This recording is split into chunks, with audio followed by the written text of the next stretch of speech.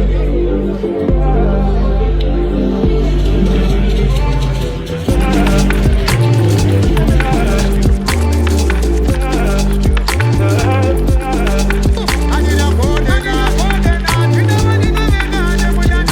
has become known as the 2030 Agenda, but the extension work.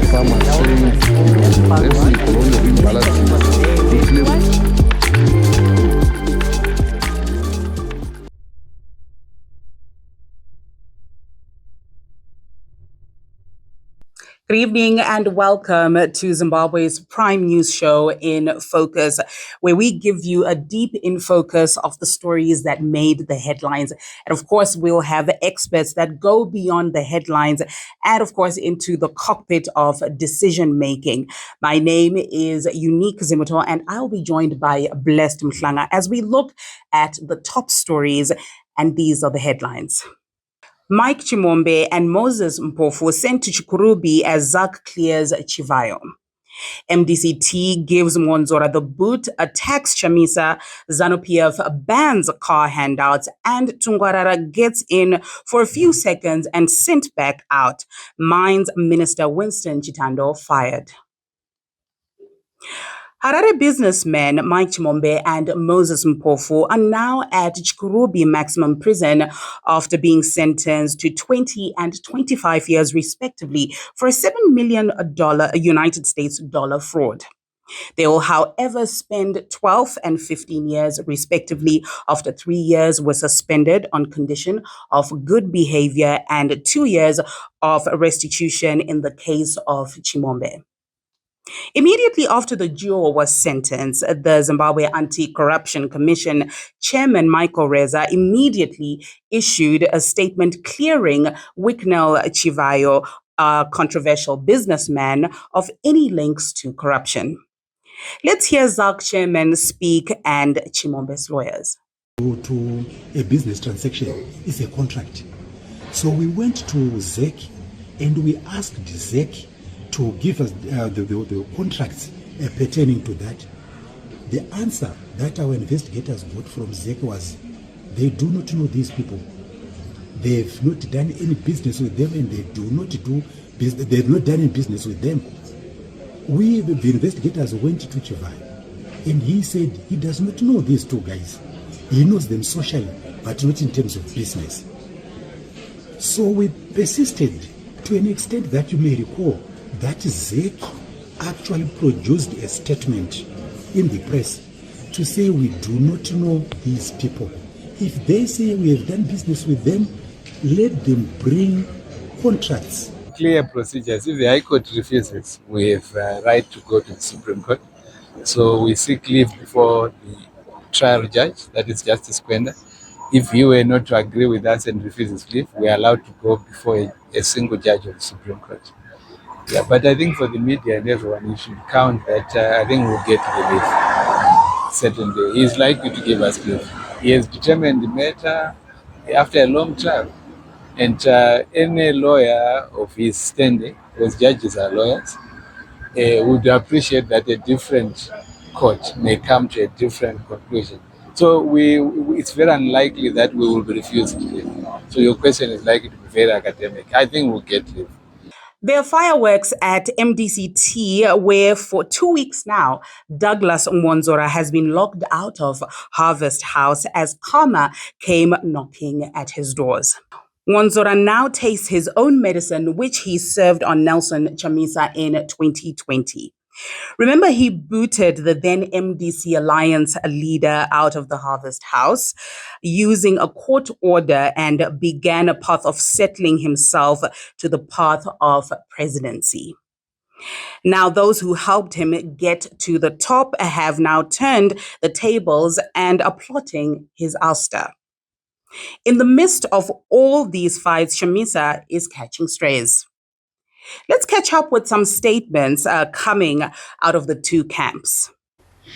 MDC is number one at 0 per polling station since 2000. Just think a polling station to get a 0. And someone insists to be leader of that political party. Something wrong.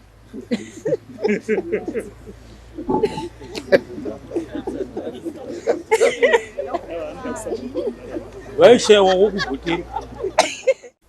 Zvinhu zvakaitika ndezvokuti vatsvangirai vafa after the death of the president, the incumbent Morgan Tsvangirai. Chamisa Mengi said I was appointed by Morgan Tsvangirai and they formed the CCC. Saka vanhu veMDC vakatevera vachifunga kuti vari kutevera the MDC yaTsvangirai yasiyiwa mumaoko ane mutamba, only to realize it later that they are following a criminal. So we don't lose sight of the fact that this party is a workers' party. And itaona na bourgeoisie havana kana program. 3 years in office, hapana chokufamba. Chatiri kuona chetukubvarwa mumacheya nekusakara kwavanhu. Nematoilet asiri kushanda. How can you do that? Kutadza kubhadhara mvura, kutadza kubhadhara magetsi. Zvese zvasiri kubhadhara. Let alone mashandi vari kupiwa petty cash panapa. And yet we had an income when we were still getting money from parliament. Yaikwanisa kuti tinge tine chi tichikwanisa kuita put aside my reserves kuti vamweni vazokwanisa kuita sei vashandi vakwanisa kubhadhara in the interim. Within the next 2 weeks, 10 days, I should say, within the next 10 days, in the next 10 days, we will take back Harvest House. ZANU-PF has banned car handouts as a political gamesmanship, and shifting of music chairs within the party intensify. Cars had become a tool to buy popularity within the party as poverty pushes many into twerking for trinkets. And to keep undivided attention on the price, the party intervened and put a stop to the donations of cars except if done through the president. After gaining growing influence within the government as President Emmerson Mnangagwa's advisor, Paul Tungwarara, who wanted to control things from inside ZANU-PF, almost got a seat in the party central committee where he would have joined Kudakwashe Tagwirei had the door shut in his face. Sources believe that those supporting Mnangagwa 2030 bid are trying to bring as many of his allies into the ZANU-PF's most powerful decision-making body in between congresses to boost the campaign.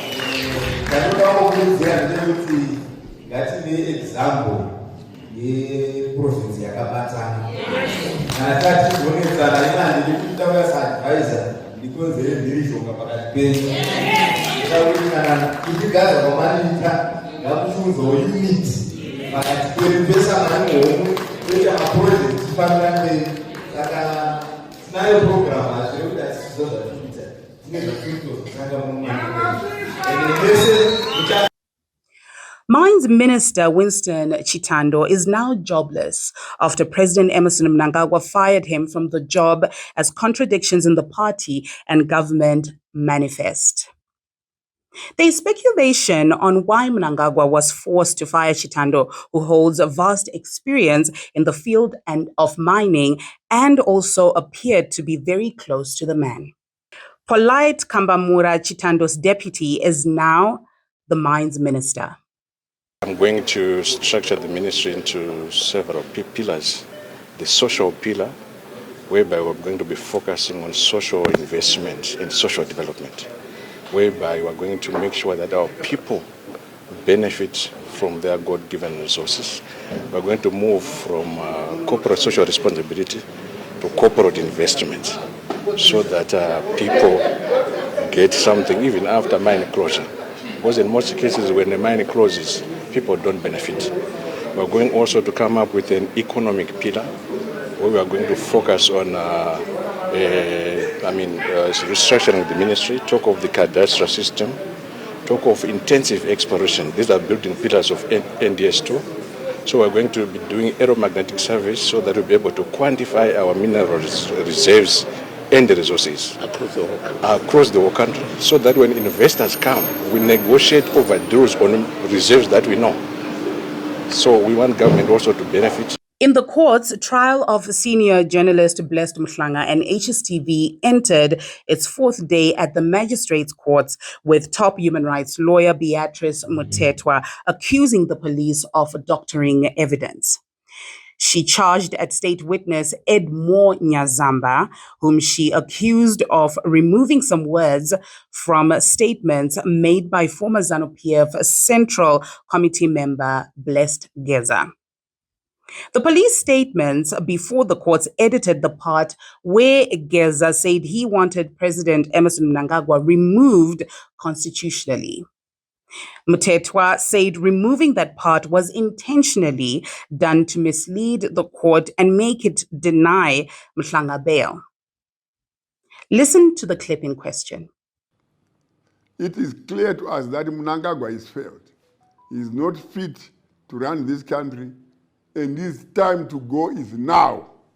We ask him to go peacefully. If he refuses to take heed of this advice, we have no option but to ask the people of Zimbabwe to deal with a rogue president in line with the Constitution. Government has hit out at businesses as the debate of monocurrency timeline continues, saying it was the Confederation of Zimbabwe Industries which had demanded for a date to be fixed on Zimbabwe's return to a single currency. Zimbabwe has been battling its currency demon following the collapse of the Zimbabwean dollar in 2007. The country has been using the United States dollar for internal transactions since then, and attempts to revert back to its own have been failing with devastating consequences. Guvamatanga speaks. Let's come back to the issue of 2030 on the issue of dollarization. The 2030 date was never a government date. I remember I worked on the SI and I argued that, look, let's not put a closing date on this SI. There was strong pushback from CZI, who said, we want a date. Then Takaisa date. Yeah, that's 2030. They asked for the date. But I think because we have robust conversation here with Mucha, my brother here, he acknowledges that. It says, no, maybe now, got to say date. Minister, we might consider to remove the date. But it's not ours. It's not our date. It's not our date. We didn't place it there. The SI is not even ours. Right? The SI was largely driven, since SI had influence, largely driven by BAZ. Don't SI. It's their lawyers who wrote that SI, if I may tell you today. Then Mucha came with the date, BAZ did the SI, and we simply published it. Now let's cross over to Blessed Mhlanga and his panelists as they deep dive into these stories. I am Unique Zimuto.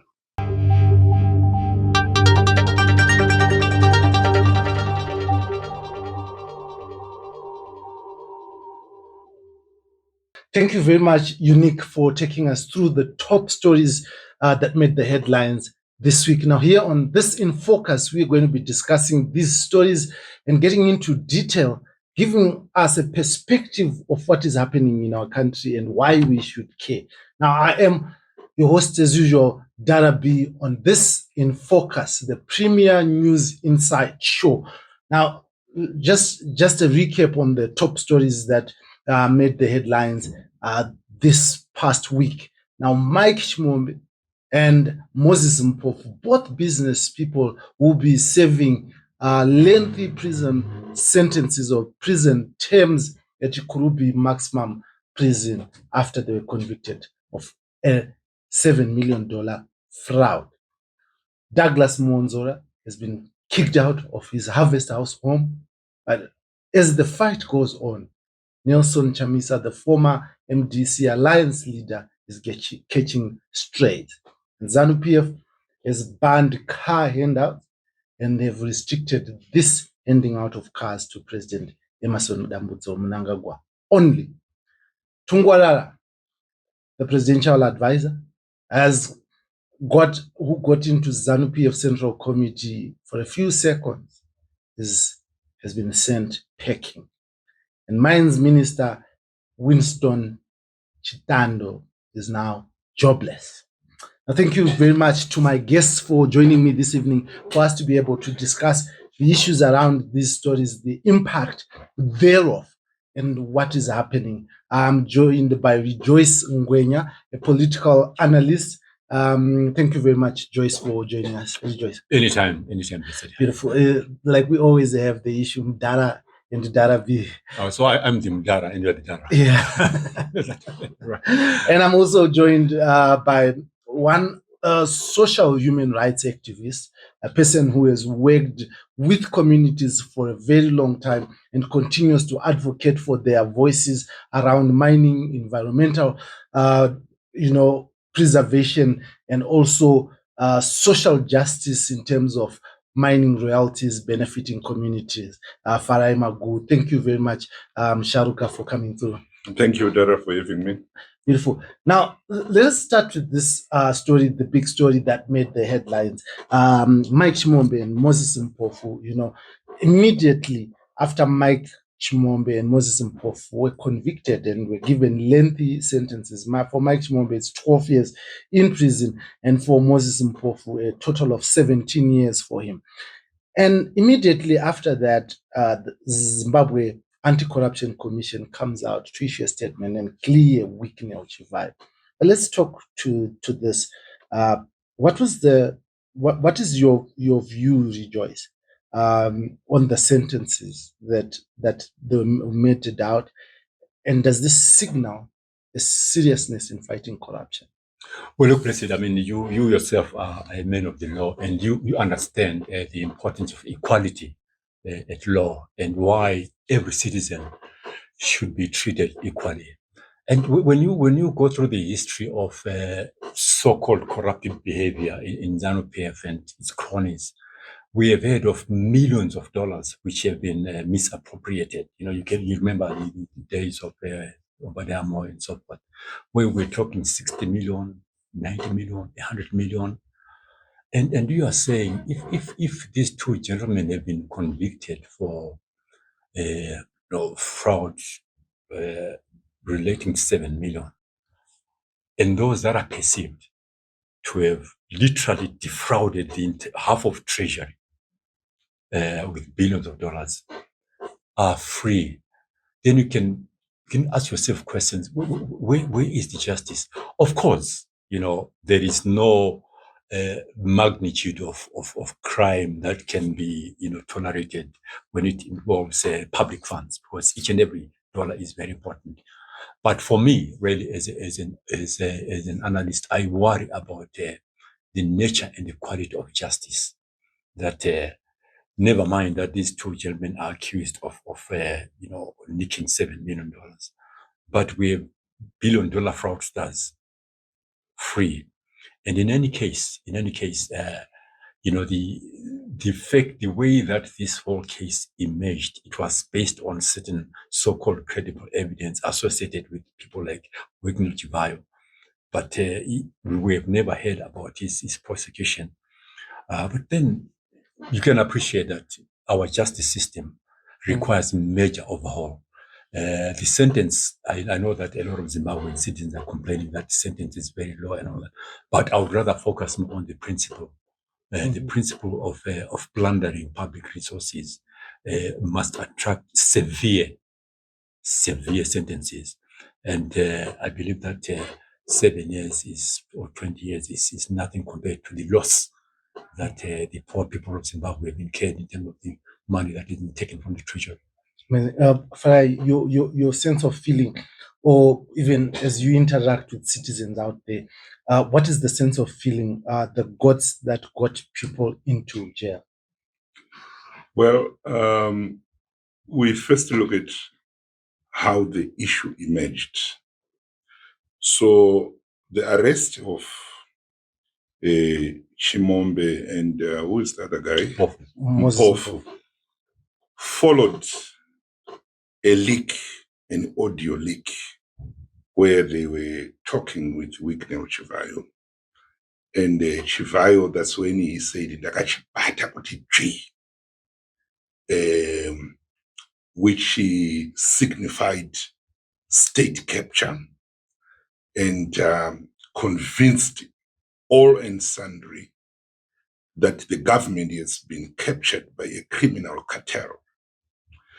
Chivayo also did name dropping of the president, where he said, wherever he goes, he calls me. When I arrive, I'm going to call you. And I think it revealed deep, deep secrets about what goes on behind the scenes. Immediately after that, that's when these two guys are arrested. The goat issue comes up. We did not even know that there were goats that were being imported from South Africa.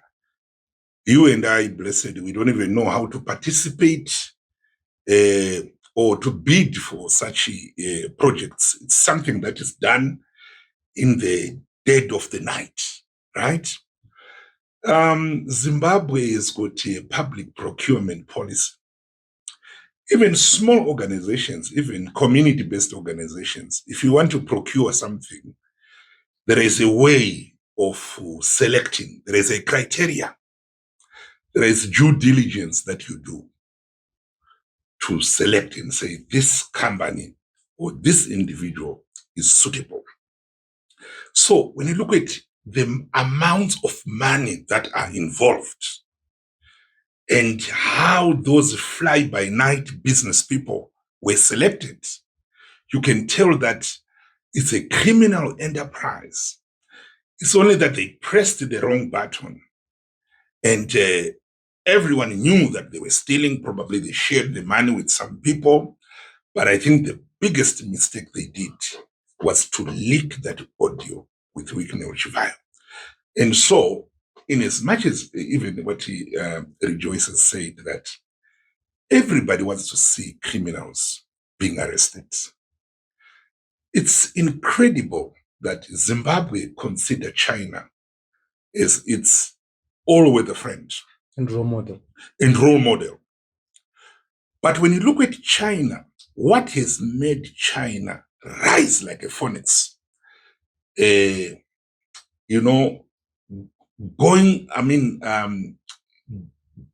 the second largest economy in the world within a space of 50 years, lifting over 500 million people out of poverty in about 3 decades. It's their attitude towards corruption.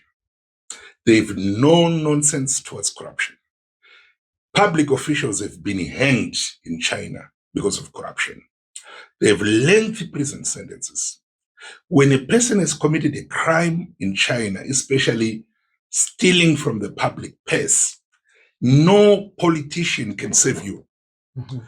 And we expect that to be systematic.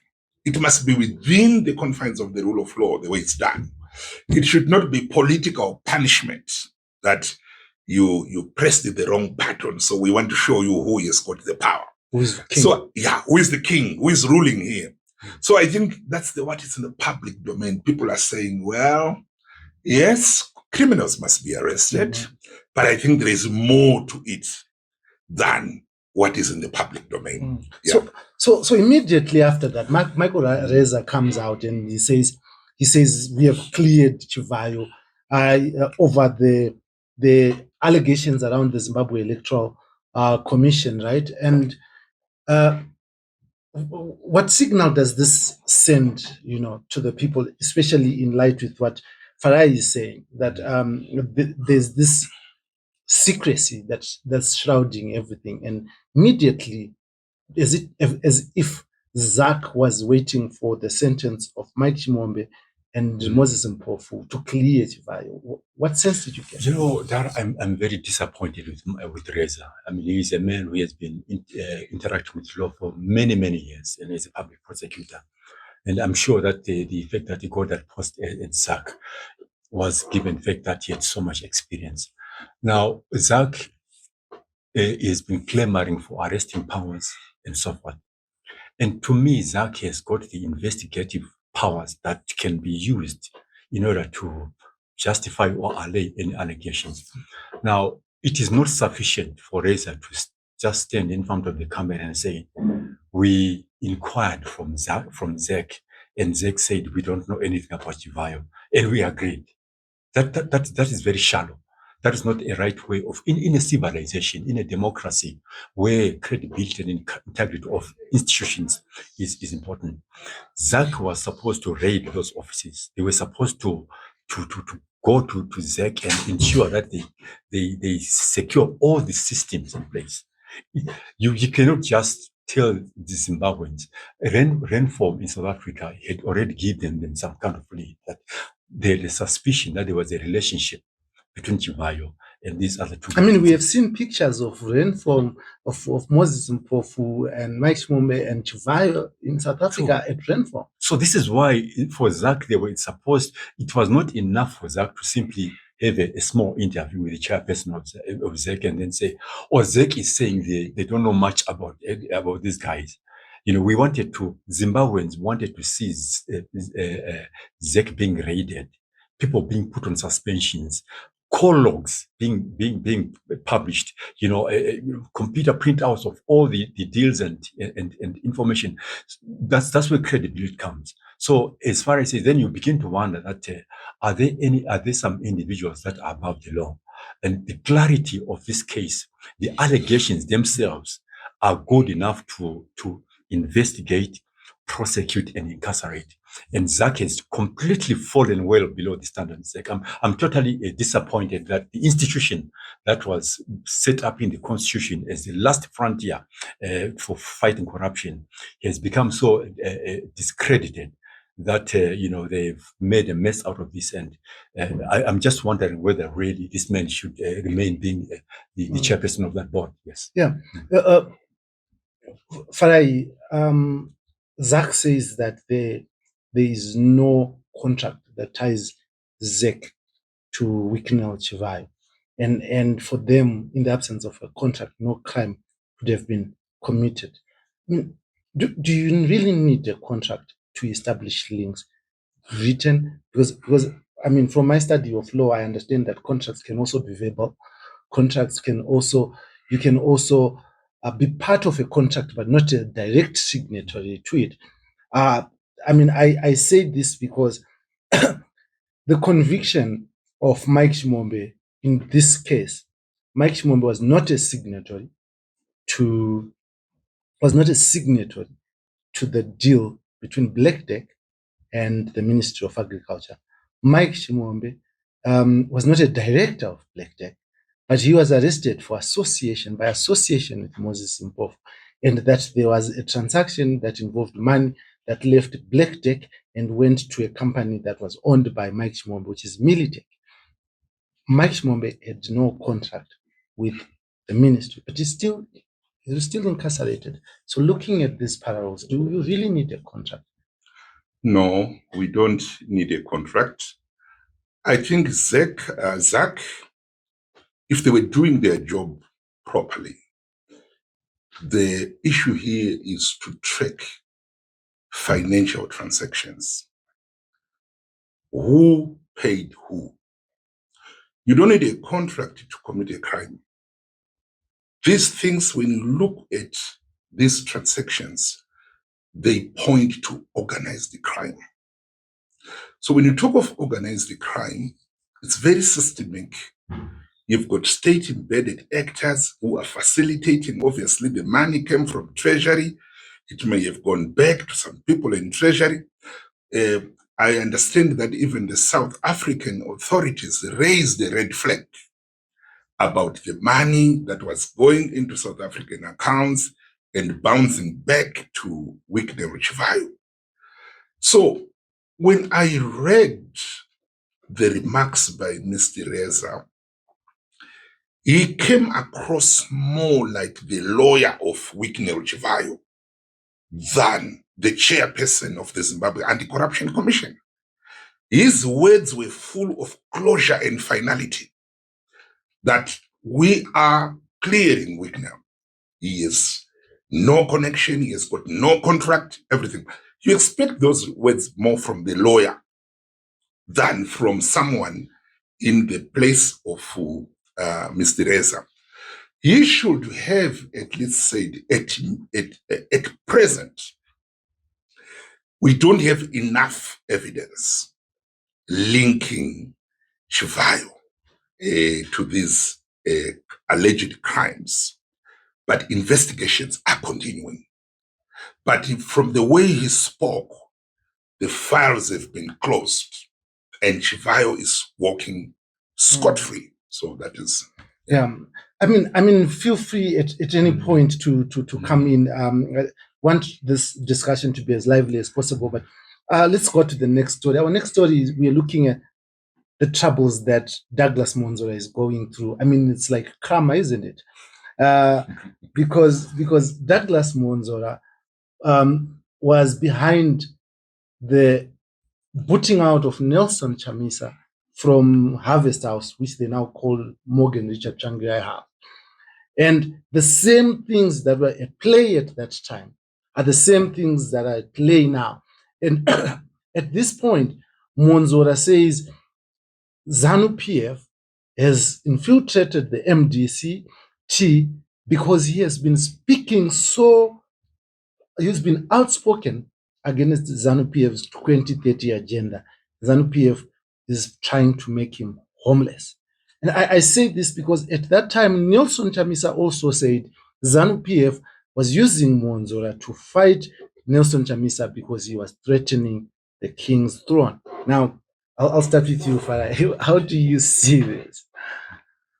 Unfortunately, I've not really been engaged in politics, especially the opposition politics in Zimbabwe. And given my line of work, we also try to stay clear out of politics. Yes. So that one, unfortunately, I will not comment. I'll come to the political analyst. Yes. Yeah. He doesn't read your post. No, I think Farah is right. That sometimes you need to know where your limits are. But the nature of opposition politics in Zimbabwe is such that it attracts even the neutrals like Farai in terms of just having an interest. What is happening, especially in parliament? Because when you are a responsible citizen, you ought to appreciate and understand the nature of opposition. Because opposition is an institution that creates integrity and stability in any democracy. Nonetheless, we know that the disarray in the opposition camp is such that it has turned it into a circus. Douglas is also a man of the law, and he should understand that when an institution is not intact, even if it's political with its populist, branding, there are always internal dynamics that influence the way your supporters look at this whole thing. And I think now he understands the kind of pain that people like Nelson Chamisa went through in terms of what it feels like to have your home destroyed. But I was also following very closely the Mukwaya guys and so forth, and I feel that perhaps the opposition needs to begin to. This is why somebody has always been saying it is better for them to come together and reconcile. Yeah, but yes. I want you to look specifically. Look at the parallels. At the time when Douglas Monzora was pushing out Nelson Chamisa, he would win every single court case against Chamisa. Right now, as he tries to push Koi out of Harvest House, he has been losing every single case.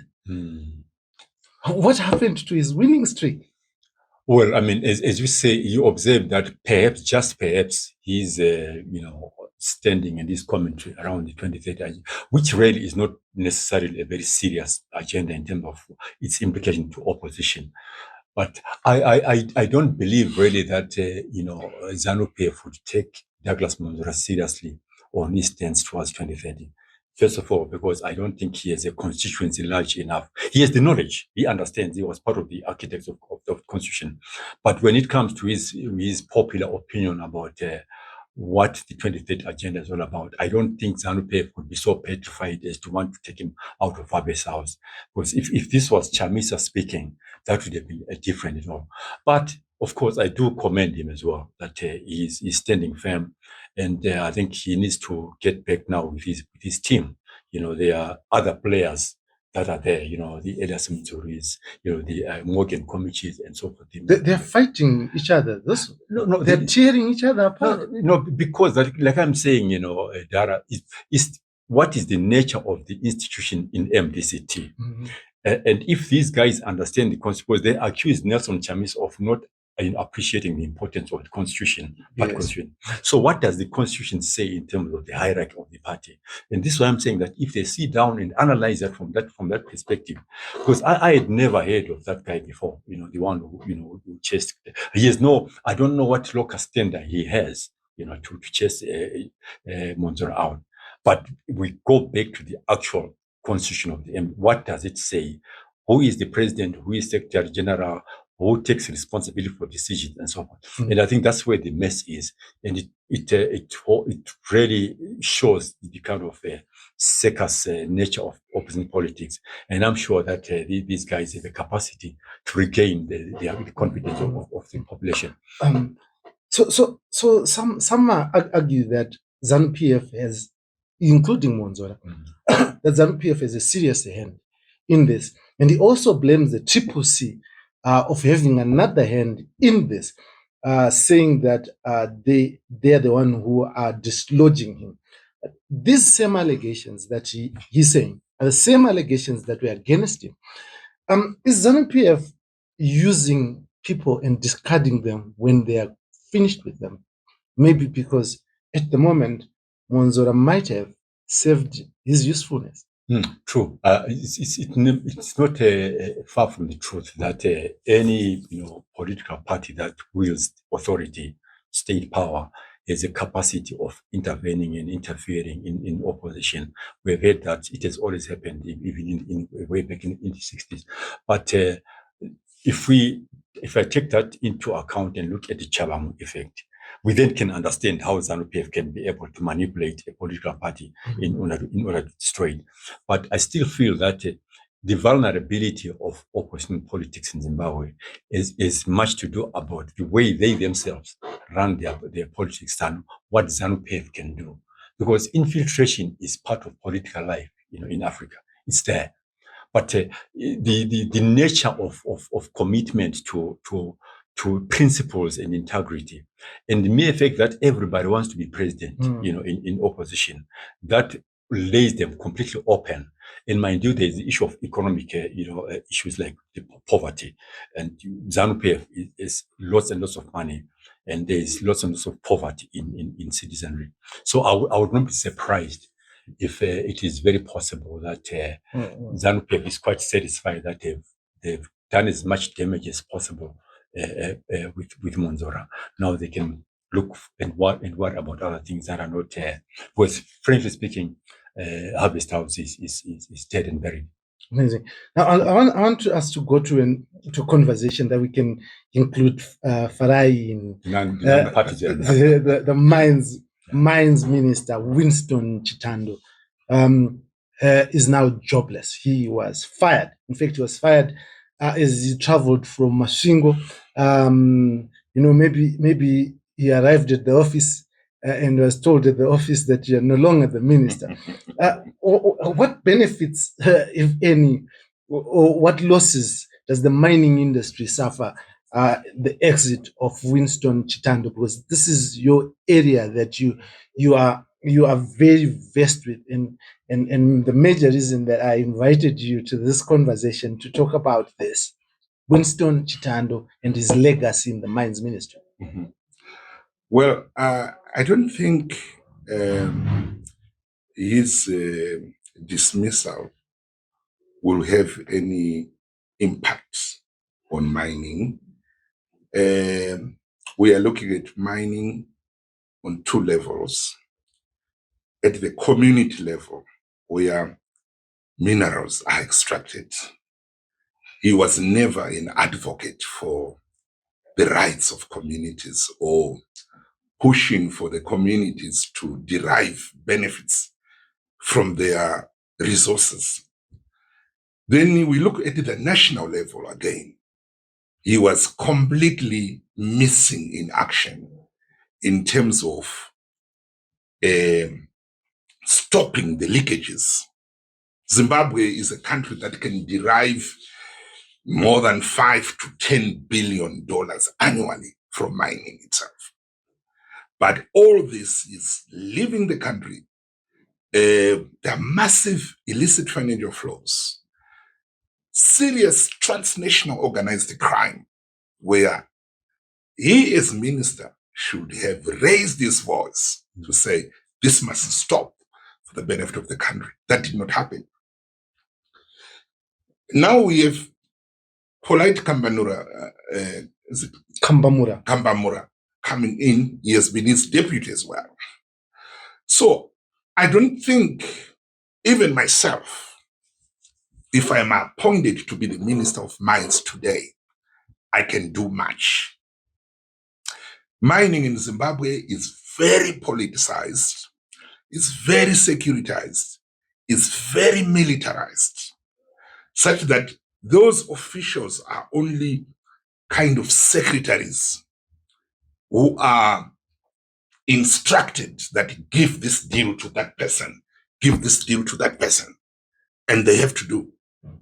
And in some cases, especially where such radical decisions are made, probably an instruction was not followed, probably someone wanted to do something and they were blocked, or there are competing interests or something like that. But what Zimbabweans must be assured of is that the dismissal has got nothing to do with national interest. So with or without him, the hemorrhaging of this nation will continue.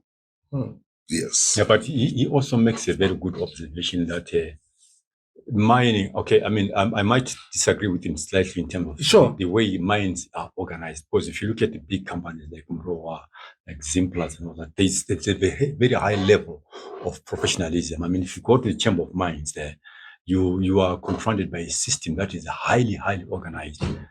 But as he says now, where are the power brokers in mining? Is it in the issuances of mining claims? Is it in the exportation of the metals? It's not very clear. That's when it gets to be a bit wishy-washy. But of course, we know much about the mining drama from the Makorokoza perspective. That people dig up and maybe they do exports of illegal gold exports, and of course the lithium where the Chinese come in. So really the Chitando thing should not make a difference in a system that is highly organized and highly institutionalized. But with the underworld of mining, which is where the illicit outflows are, is perhaps where Chitando must have stepped on a cobra's tail. You know, and I'm sure because people like Openpof who were once at the top, like people like Walter Chidagwa, you could feel their hand, you know, in terms of the way they were maneuvering the systems. They were making strong statements around this. But I think Chitando could have been caught up in this whole whirlpool of illicit and undefined licensing systems. But I don't think that the actual main artery of mining, essence is going to be affected. Yeah. So I mean, as we were speaking, there are certain things that comes to mind. The first one is that the Mines and Minerals Act is very, very old and does not speak to the aspirations and interests of the people of Zimbabwe. And one of the major issues around it is that in Section 2 of the Mines and Minerals Act, it gives all mineral rights, all mining rights to the president.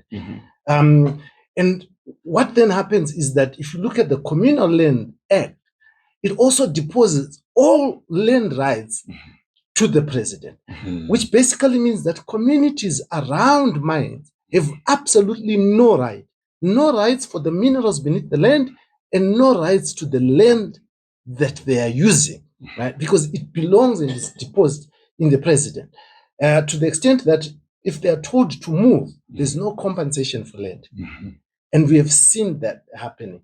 Now, there's the mining and mineral bill that was being pushed through that sought to at least deal with these things and give a little bit, not even major, but a little bit of some rights to the communities, because it demanded that before mining starts, those who want to mine must have at least some meeting with the community. They must show that they had meetings by keeping minutes, the dates, and the issues that they propose to do for the community. Now, does this affect, does Chitando's dismissal affect any of these proposals that were being pushed through? Because I think it's a bill that has come through under his watch. No, it doesn't affect that. Though I don't think we are, I don't know if we are going to have a new Mines and Minerals Act soon. It will help viewers to know that this Mines and Minerals Bill has been on the cards since 2007.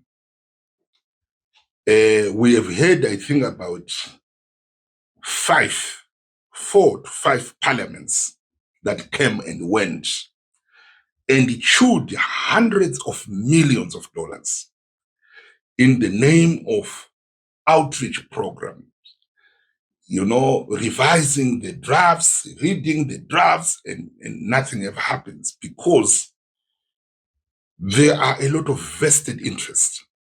The weakness of that, the Mines and Minerals Act of 1961 is actually a strength to those who are taking advantage of those weaknesses in order to enrich themselves. So it doesn't look like there is the political will to make sure that the old act is discarded and we've got a new law. But I also want to comment on the point you made about the communities, that they are left out. If I'm to borrow from Ian Smith and write a book today about mining in Zimbabwe, I'll borrow the title from Ian Smith, The Great Betrayer. Mining in Zimbabwe is a huge betrayal, both of the people who died in the Liberation War, fighting for a dignified Zimbabwe where all people are treated with dignity. Mining is a huge betrayal to our parents who cooked for the magandanga. Mombe dzakapera, mbudzi dzikapera, hanzvadzi dzikasangana nezvakawanda, saying we are liberating our country so that the resources of this country are invested in the Zimbabwean people. And today, you don't know what these people are going through, where there are minerals throughout Zimbabwe. There is another war that is taking place right now, where the government has declared war on rural people. That whenever they bring the Chinese to come and extract anything, they deploy the police, they deploy the CIO, they deploy the DDC, the District Development Coordinator. In some places, they deploy even the army. All of these people are pointing their guns at the villagers that you have to accept the Chinese or whoever is coming there or else. So the whole thing that we are calling mining today is a new form of colonialism. And this colonialism now, it's very difficult because it's different from the British colonialism.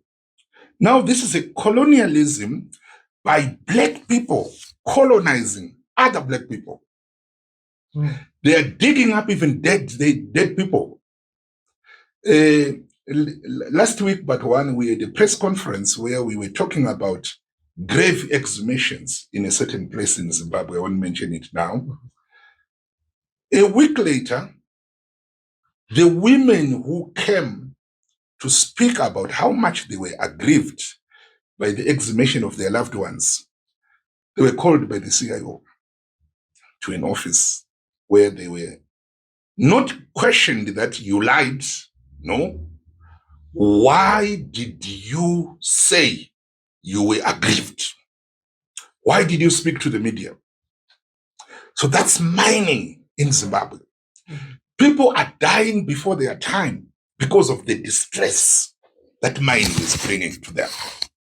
So this is a huge betrayal of the Zimbabwean people. And unfortunately, when you look at mining as well, it has destroyed agriculture. It has destroyed the manufacturing sector of Zimbabwe. And leaders are pocketing huge millions of dollars. They are becoming super millionaires, but at the expense of service delivery. So the economic destruction that you are seeing in this country is thanks to an extractivist policy where the government is there as a colonial administration that is there to extract and take it to their real country, that is China. That's where the minerals are exported to. So against that background, they've identified every loophole in the law, in the policies. So there is no motivation on the part of government to make sure that mining has got a human face. Mining speaks to the development of the local community where the minerals are coming from. All of them are sinking deeper into poverty. And others, without anyone telling them that you have to migrate, they have to leave because the conditions that have been created are unlivable. Yeah. You want to speak to it's a very, it's a very discouraging picture that Farai is painting. I mean, I know with Farai we're always arguing in other circles about the importance of rights, tenure for villagers. I mean, I for one believe, I know that even if title deeds were issued to the villagers, they may not necessarily protect them outright, but they give them a semblance of respect in terms of ownership. And when it is time for the Mining Act to take over, at least the Deeds Act can be able to protect them. When you talk to chiefs, the chiefs also seem very powerless. You talk to chiefs in Shurugwi and the headmen, and you're like, why is Moterekwa being destroyed? In your view, they will say we are powerless because when somebody comes with a mining, a permit from up there. So I don't know whether up there it's Chitandro's office or the president's office. I do not know. But I think I seem to agree with her that I think the villagers, the rural areas now need to assume a certain level of understanding and appreciation of what their rights are about. They need to make a stand, because if they don't make a stand, this new form of imperialism that he's talking about, we cannot blame the Chinese. We can only blame our government, because our government is the one that is permissive. And so I think we need to play our small part. I mean, he says quite a lot about the rights, village rights. I'm really saying perhaps our rural areas have to be given a higher level of tenure so that they're able to fend off this new form of imperialism. Today, today I want to partially agree with the Rejoice. Luckily, yeah. So his model, it can be also proven to be right, what he's advocating for. Across the Limpopo, you've got the Bafokeng Nation. Right. It is the richest community in Africa because there is platinum there.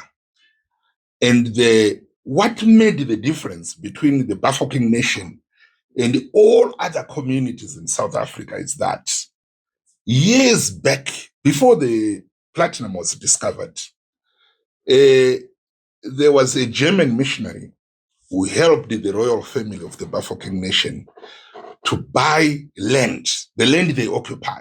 He secured title deeds for that land. That is a time when black people were not allowed to own land in South Africa. So it was bought by a white German, and then later he transferred it to the Royal Bafokeng Nation. So when the platinum mining started, the royal family then engaged the legal team And they said, we want shares. We don't want corporate social responsibility, where you decide for us that we want to build a classroom block. The price is inflated, you know. Right. It cost us $250,000, something that can cost $15,000. They said, no, we want shares in the mine so that every rand that you make as profits, there is a share for us. So it makes me feel like going back to Shuruk, to Onki, to say, this is my village. I also want shares. Yeah. That's why I don't have very high praise for even those companies who say they're doing well. Right. Yes, by Zimbabwean standard, Muklasi Madofa Mushaibu #1. We have companies that are doing relatively better. But what the communities in Zimbabwe must fight for is equity. It's shares, not a corporate social responsibility. Because you are disrupting our livelihoods. You are taking assets which our ancestors and ourselves have preserved for years. Hence, we need a share, not a token that you give us when you are happy towards Christmas and say, this is what we are giving to the community. So Kasukuwera was right. Was he right about community share ownership? I think there is some. The concept was brilliant, right? But the letter, you know, it was just a letter. There was no spirit to it. Right. Okay. It was a campaign tool for the 2013 election. After the 2013 election, the community share ownership scheme started falling apart. Right. And today, I think there is one that is still functional. Yeah.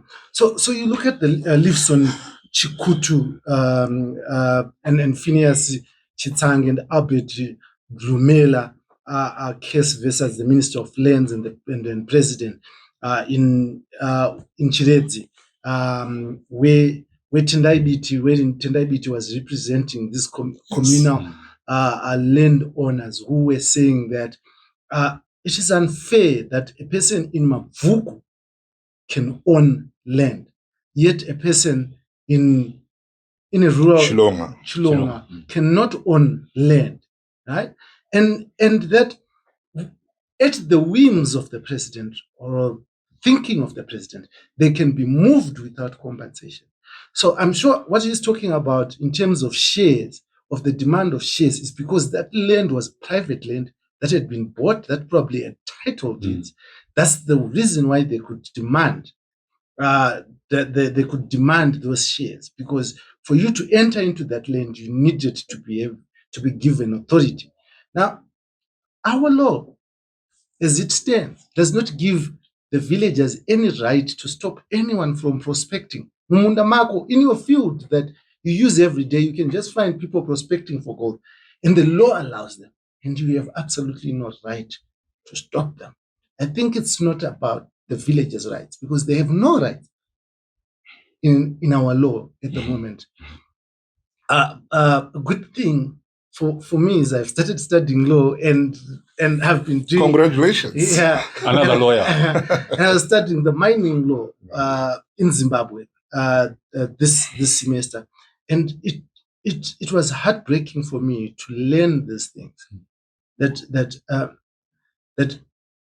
all mineral rights belong to the president.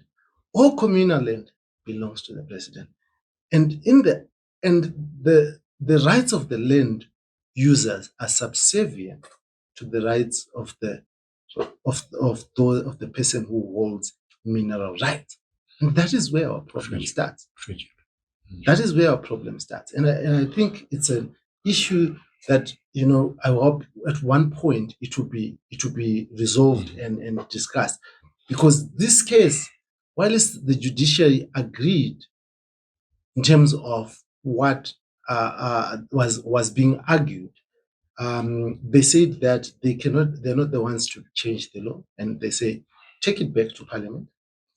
Yeah, but we also need to explain also that the reading of the law, the interpretation of even that weak law by the current administration is wrong. The land and the minerals are vested in the president in trusts, yes, on behalf of the citizens. But it does seem like their reading of the law is that he owned the land. He owned the minerals. Vested In him. And owning are two different things. So there is need to push back on that misreading of the law, where some people in government and political actors, they now think that the president own this. What happens when the president is removed from office or his term of office expires? If you say he own, Yeah, it is not the individual according to the law. Yes. It is so whoever then comes in is the one who then owns and controls those rights. But let us move on to the next story that made the headlines. And I think this one would interest our business community. The Minister of Finance, Secretary, the Permanent Secretary for Finance, George Guamatanga, said that it was business that demanded that there be a debt set for the 2030 de-dollarization, and that monocurrency government did not want to propose a date. Now, is this good news? Because government says it is willing to relook at this deadline to fix 2030 as the time where monocurrency is supposed to start to be used. I mean, I know Farai might be thinking 2030. We're not talking the political 2030. Yeah. But rejoice. No, look, I mean, George Komantanga says the whole template was crafted by CZI. Of course, economists would want some kind of sunset, thing. It's just to say Zimbabwe is planning to de-dollarize without any kind of cut-off date. It's very difficult, especially for planning. But more important really is what are the processes and what is the value chain of de-dollarization? What does it involve? What are the fundamentals that have to be attended to? I think that is more important than the actual date itself. Yes, it's okay to say on the 23rd of March in 2030, we are going to announce that we're no longer using the US dollar as part of the local currency. But what would we have done in between? And I think the economists at CZI were focused more on the process towards the dollar rather than the actual date itself. And he said it with so much pomp and ease that no, it is not me. It is not us. It is CZI that crafted it, and we simply announced the date. And I've no problem with a cutoff date, but I'm mostly interested in the mechanisms and the mechanics towards de-dollarization. All these, these economic fundamentals that we have been talking about. Are you seeing them, Rejoice? Are you seeing the economic fundamentals? No, I don't see them. But I'm sure in that statement that the CZI crafted, they specifically would have pointed out to issues of, say, manufacturing, policy, consistency, infrastructure, and so forth. But the question, Dara, is who are you talking to? Are you talking to Guamatanga, or you're talking to Mutuli Ncube, or you're talking to Emmerson Mnangagwa? And if you're talking to Emmerson Mnangagwa, you're talking to the wrong man, because this 2030 is not about economic fundamentals. It's about perpetuating political power. So really, I think the breakfast meeting was not the right place but this is big news. When you are going to de-dollarize, it's big news. And I strongly feel that perhaps it requires more attention than just a cut-off date. It doesn't mean anything. Yeah, absolutely. I wanted to just agree that without addressing the fundamentals, I'm even worried with some of the names that are being dropped here, that they are the ones who made a comment or made an announcement. There must be a clearing of the finance ministry, the Reserve Bank.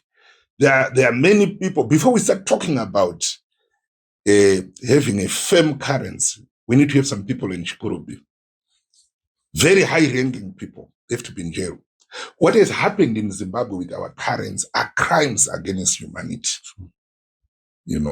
So there are people who are benefiting, who are making millions. People like Guamatanga is no longer like a secretary in finance. He's like a shareholder of a private company called Zimbabwe. So there is need for a lot of investigation. Who is doing what? Who is hemorrhaging the country? Where are these millions buying cars every day, dished out like confetti? Where are they coming from?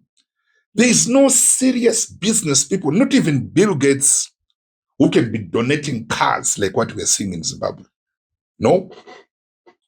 So unless those things are done, those fundamentals, the tap is closed, the hemorrhaging is stopped. There are principles of finance. We are not reinventing the wheel. Countries that have got strong currencies, they have put in place systems which not even the president can tamper with. Not even the army general can tamper with. But for Zimbabwe, when you talk about money, our fiscal policy, even when you look at Mutuli Nube making his announcements, it's like he's joking. He's not even serious. When he goes to parliament, a third of his remarks are in the form of jokes. Anecdotes, yes, yeah. He doesn't even believe in what he's saying. He knows it doesn't work. So there is a need for political will to say, guys, taita mahumbwe for about 24 years, emari, and our people are suffering. Pensioners are collapsing and dying. I don't know if anyone has been doing a research here. Vangani mapensioners vadonha vari mabhengi vachimirira kupiwa mari isingatengi, and they die and they are buried. Unless we get to that point where we really say, now we are talking about rebuilding our economy,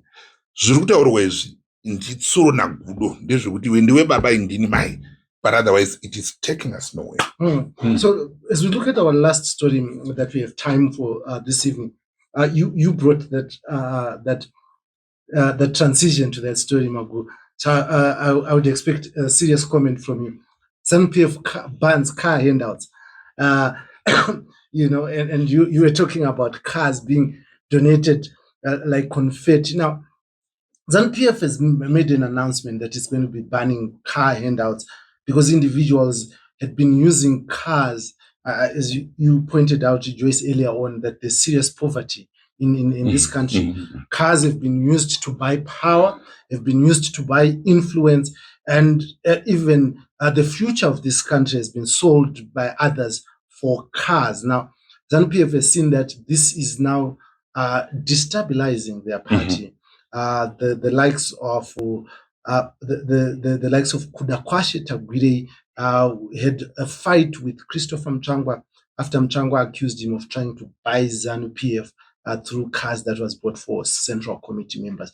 Now, let's talk about this ban of car handouts and also even the giving of these cars, its effect in terms of the economy and also if the ban matters at all. Well, let me first start by saying, in any country that is serious, that is worth the name of a country, if you see people donating cars, especially the quantity of the cars that we see being donated in Zimbabwe, and those people, like, they don't produce anything, not even matchsticks, not even toothpicks, but every week they are donating Raptors, they are donating, Fortuners, they are donating this. It's a cause for alarm in the monetary system, because it means that there's somewhere where there's a leakage and we are not aware of it. So we need to investigate, where is this person getting the money? That's why ZAC is a disappointment, because they are seeing these cars, they are being donated in public, but they have not investigated with it. Where are you getting the money? Can you show us your books? Now, coming to this ban, it has nothing to do with the national interest, but it's because we are seeing that there are some business people who are trying to capture the ruling party through cars. Saka, when the ruling party, there are people in the ruling party, someone said, when they feel that they are being threatened by those with money, then they are bound to react. But how I wish the same people would react when the national interests are threatened by these criminals. So now it is, the chickens are coming home. They've been stealing from the people. They've been donating, giving money to people. Our roads are impassable in our townships. It's not a crisis to them. The crisis is the cars. The crisis is the cars. Right. People are drinking water that is laced with sewage in Harare. Mm. It's not an issue to them. The crisis is the The cars. crisis is the cars. Our hospitals go to Parerenyatwa. We know that our leaders never use local hospitals. But for God's sake, people are dying like flies. But it's not a crisis. The crisis The crisis is the cars. The crisis is the Yeah, but of cars. course, I mean, the donating a car, if it was an ambulance or a mobile library or a mobile clinic or a garbage, Yes. it could not be a problem. But as far as I say is now, the materialism within the ZANU-PF circle is such that the Mnangagwa has noticed that the center of power is now shifting towards the crony capitalist. So anybody who has enough money to buy a car for a provincial structure can be co-opted into a structure, and eventually his name is flagged in the national structure. So that it has become so simple, Dara, to join ZANU-PF. You no longer need to go to the cell or to the district. You go to your bank and say, I want $1 million. I want to buy a car. I go to Shurugwi, Tongogara, and organize the prompt meeting and dish out cars to the local provincial team. And my name is being flagged in the central committee. So you're talking in this case of Dr. Paul Tungwarara. I'm not sure of the qualifications there, but he also was nominated to join the central committee of ZANU-PF by Manicaland province, and there was some celebration over the weekend after his nomination, which was cut short with the letter that was delivered by Patrick Chinamasa from ZANU-PF headquarters on the 11th of December, wherein Patrick Chinamasa wrote that open quotes, the commissariat department has established that Manicaland Provincial Coordinating Committee convened a meeting on Sunday, 7 December 2025, during which Comrade Paul Tungwarara was co-opted as a central committee member, filling the vacant post left by Comrade Dorothy Mabika. In this regard, you are advised that the said co-option has been nullified with immediate effect, as the process contravened the Legal Affairs Department circular dated 30 June 2025, which set out mandatory guidelines. I'm not going to read the whole letter, but did the provincial chairman T. Mukodza not know of this of this circular, or the cars had made him lose his memory? or the basic rule that if you are going to be co-opting somebody, they must be from within the same district, not to cross over and say, we love Tungwarara that way. So that's the point, right? The precedent was set in Harare when Good Masinirengwa did exactly the same for Tagwire. Tagwire was kicked out for a few minutes out of the venue, but eventually it was regularized. This is a circus, it's a joke, but it just goes to show that perhaps our politics is not serious, where people buy people like Mutsangwa, I'm sure they notice these things. They can feel the pinch, but they don't have the power to change things. Before we know it, Tungwarara will be in the central committee, and it will all be business as usual. But I should say that perhaps the people of Manicaland, given it, they should give it their best shot to ensure that Tungwarara remains in the UAE, where he can retain his portfolio as an advisor. So what does it mean? We just have billionaires now running this party, right? And it means all the poor people, their voice does not matter anymore. Come to elections, the president will just say, these are the guys that I want to be in control. And that's the end of the story. And that's not democracy for me, right? But ZANU-PF is good. ZANU-PF is for the poor, is it not? Yeah, but you see, ZANU-PF has entered uncharted territories in its progression from a liberation movement to a political party. Probably it's because also I think it's almost 70 years ever since ZANU-PF started, was formed. A lot of the senior members of the party have since been laid to rest. There's been a kind of a vacuum that is now has been created, even worsened by the November 2017 coup. Hence, you are now seeing some opportunists who want to enter the party through the dollar. Previously, for you to occupy a position in ZANU, you need to have some liberation war credentials. Or you must have worked for the party and reason through the structures of the party. From Guseo. Yes. Exactly. People like Bodagezi, they didn't go to the war, but they rose through the structures of the party. Now you have got these fly-by-night business people who want to parachute themselves into the Central Committee, the highest decision-making body of the Revolutionary Party.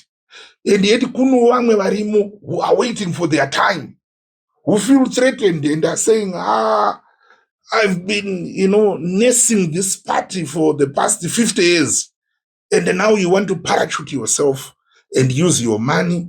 They also know the power of money, that anything can happen. I think that's why you are seeing these tremors within the party now.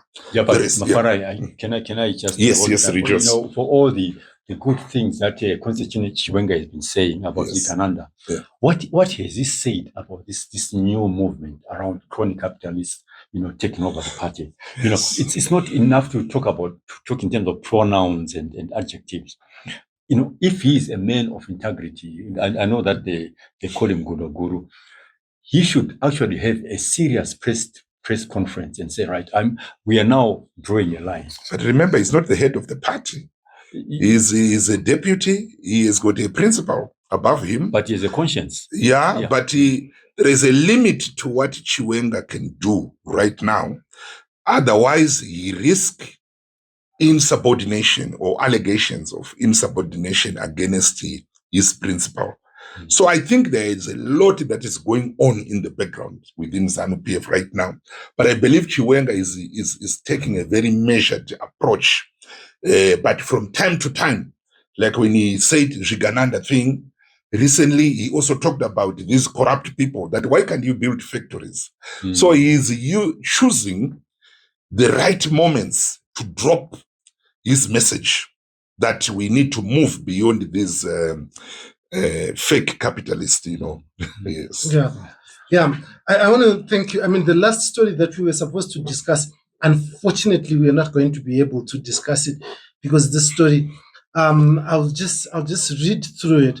I am not qualified to have a discussion on this story. In the court's trial of senior journalist Blessed Mhlanga and HSTV entered its fourth day at the Royal Majesty's Court with top human rights lawyer Beatrice Mtetwa accusing the police of doctoring evidence. She charged at the state witness Edmo Nyazamba, whom she accused of removing certain words from statements that had been made by former ZANU-PF Central Committee member and war veteran Blessed Geza. The police statements that are before the courts edited a part where Geza said he wanted President Emerson Mnangagwa removed from office constitutionally. So they edited the part, we will have you removed constitutionally, to give an impression that Geza wanted to incite violence. Tetwa said removing that part was intentional, done to mislead the court and make it deny Mhlanga Bail, who was then incarcerated for 73 days in remand prison. Now, there's a clip that I'm sure our viewers have listened to. Not qualified to have a discussion. I'm still before the court, and it would not, be unprofessional, and also it would be not good for me to discuss personally things that are before the courts that I'm personally involved in. But I want to thank you very much, gentlemen, for giving our viewers insights into these stories and to be able to connect with the dots, the so why it matters to them, so why and so what for the people of Zimbabwe. Now, this is and this will always be the In Focus, the premier news platform that we here at Heart and Soul TV and Radio bring to you every single Friday so that you understand the top stories and what is the analysis behind those stories. We'll continue to bring you top, incisive discussions and unmolested views on this platform. It only happens here at HSTV, where views are given to you unmolested. I will leave you listening to this video by one Vice President and retired Army General Constantino Chiwenga, a video that the audio or video that was referred to by Farai and Rejoice about build factories if you have money. And we juxtapose this video with what was said by a billionaire, one of Africa's most richest people and investor in Africa, who has a traceable record of how he makes his money, Aliko Dangote, who urges Africans not to buy Rolls Royce, not to spend money flashing on big cars, but instead to invest that money in factories and industries so that we develop our country. Please don't forget to subscribe, like, and share this content so that it reaches as many people as possible. This is In Focus. I am Dara B on Heart and Soul TV and Radio. Until next time, thank you very much, Joyce. Kunavo vanenge vachita vawandaka, kune madhiragi, kune anongofuma achingonyuka kuti ndaane mari pano, chivakai mafactory kana mari dzakakuwandirai vanhu vaone mabasa. Chivakai mafactory acho kuti vanhu vaone chi mabasa. You know, if you have money for Rolls Royce, you should go and put up an industry in your locality or anywhere part of Nigeria, wherever that you feel there is a need. You know, and that's why really sometimes it pains me. Follow us and subscribe so that you don't miss the subscription details and the platforms that we are available on.